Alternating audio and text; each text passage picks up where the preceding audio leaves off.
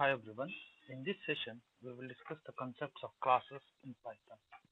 Python is an object-oriented language, but it's not completely object-oriented because it has some procedural functions too. Right? So whenever we design an application as object-oriented, each object represents the different parts of application. So first, let's see what are the classes and objects. So the classes allow us to logically group the data and function in a way that is easy to use and the way to build upon it. And the objects are the instance of a class. So let me explain with the example. Now you can observe here a class is a student. Student is a class and these are its parameters: name, roll number and percentage. So you can see here there are three objects. First object is student 1, that is name is Ravi, roll number 1, percentage is 84.32. So this is one instance of this class. Similarly, this is the second instance of the class student, and this is the third instance of the class student. Or I can say, or I can put it in other words, a class is just a template. So you can see here student template is name, roll number, percentage. If you fill this template, then it is object. So suppose name I have filled with Ravi, roll number as 1, percentage is 84. So this is one instance of this class. So now just have a brief idea about the class. A class can be defined as a blueprint from which the objects are created. So first see the syntax here. Class is a keyword, class name, then colon, indentation, statement 1 to statement 10. So the three major components of the class are: first one is class variables, the variables which are shared by all the instances of a class. Second one is a instance variable, and these instance variables are unique to each instances. Third one is a method, and the methods are nothing but the functions which we define inside the class. So now let's practically study the concept of creating the classes in Python.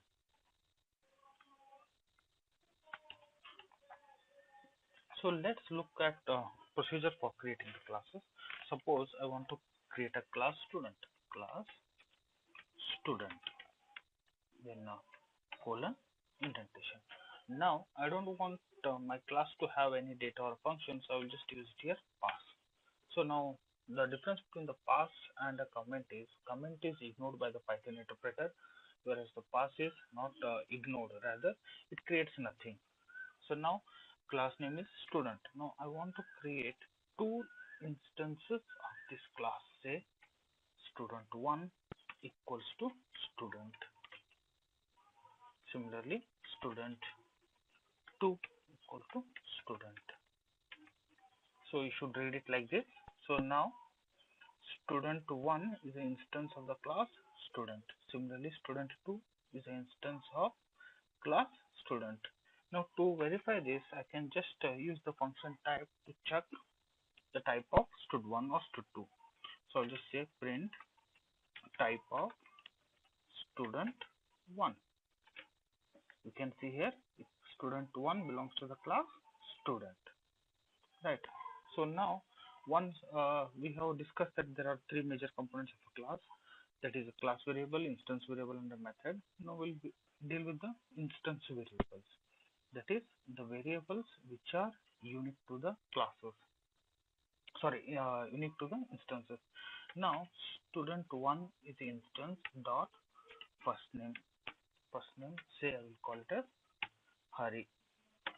Then same instance student1 dot l name equals to say Kulkarni, right? And I will give as attendance percentage.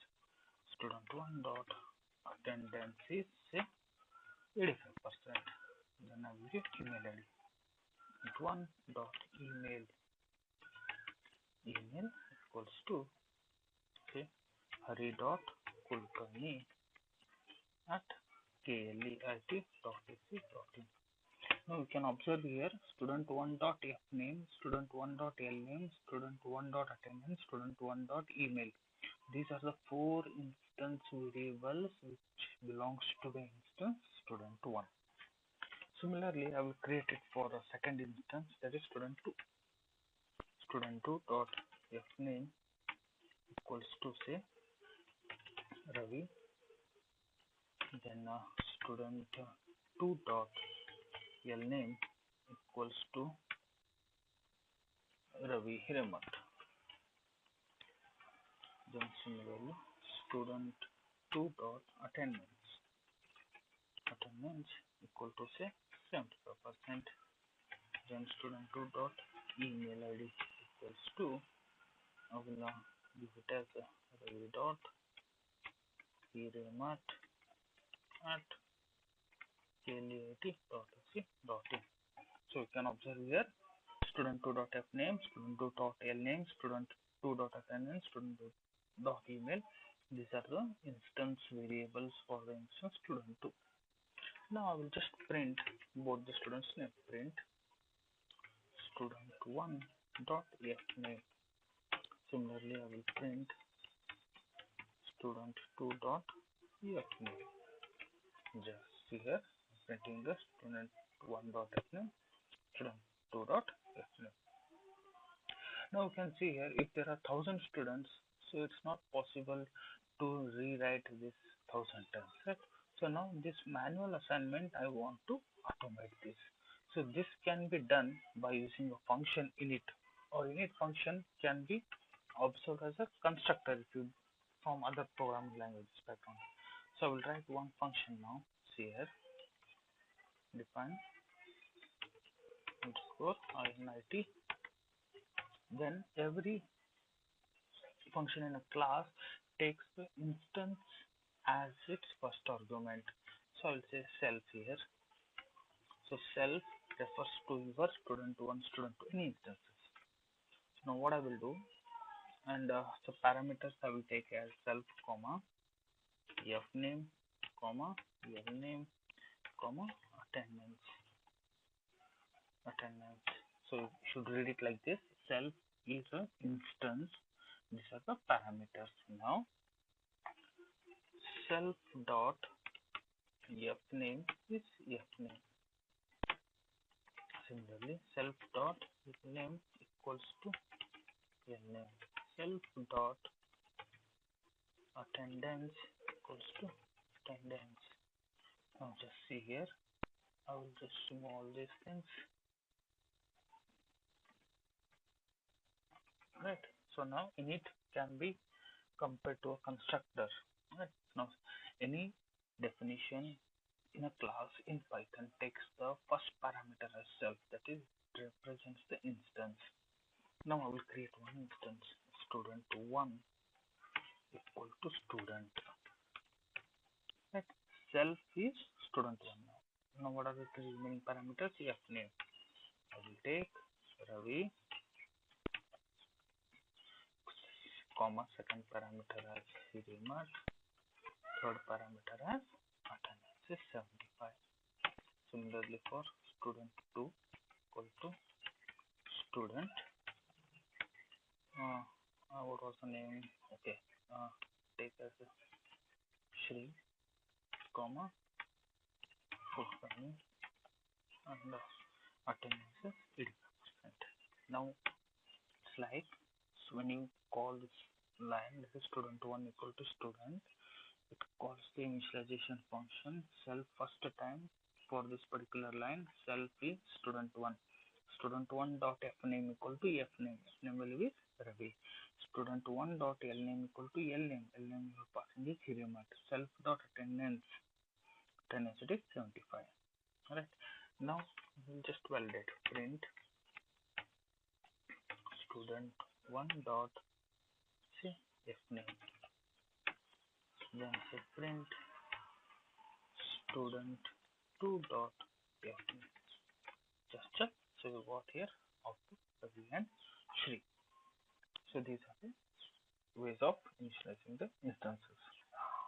Now suppose I want to print the full name, that is first name and last name together. So I can print it using the format function. Print colon open braces closing braces space, this is closing this dot format, and this first parenthesis I want to fill with first name, that is student1 dot name, comma, second one I want to fill it student1 dot name. Similarly I want to do it for second student. Just copy this. So now I will replace with student2 dot name, student2 dot name. You can see here distinct thing and fulfill. Now I want to print the full name using the function. So what I will do is will define one function here. Find function. So function name will be it as full name. Always remember, in Python the first parameter should be taken self colon return this one, right? I will take this one. See, now see here I have written is student1. It applies to only first instance. Now to make it applicable to all the instances, I have to replace it by self dot name. Similarly, self dot name. So these two lines I will remove. I will just call the function print. What I have to print? Student1 dot call the function full name. Observe here, parenthesis is given here since it's a function. Similarly, print the full name for second student, student2 dot full name. See here, so the output remains same. Just to check one more time, I will re-execute it. Then check here, we get the same output. So now we have studied the instance variables and the methods. Now we will study the class variables. That is the variables which are accessible to all the instances. Now suppose now there's a current situation, there's a lockdown and the college decides to give a grace attendance of say 20% to all. So I will take one variable here, grace attendance equal to 20%, right? So now I will write one function attendance rise. Always remember, a function always takes self as the first parameter. Now I will say self dot attendance equals to self dot attendance plus self dot attendance star grace attendance. So you are able to observe here, self indicates the instances such as student1 and student2. Suppose if I take student1 dot attendance equal to his existing attendance, that is student1 dot attendance plus student1 dot attendance into grace attendance, that is 20%. Now we have to do your typecasting and this entire thing should be in integer. So just write it as int. Right. So now what I will do is I'll just try to print the student attendance. Print student first student attendance. How to print? Student1 dot attendance. Right. Just check the values. So you can observe here value is 75. Now here I will call that function student1 dot attendance rise. Call that function. After this I will try to print the student1 attendance. Print student1 dot attendance, right? Got error here. Okay, now the error is grace attendance, right? It's a class variable and it has to be accessed by all the instances.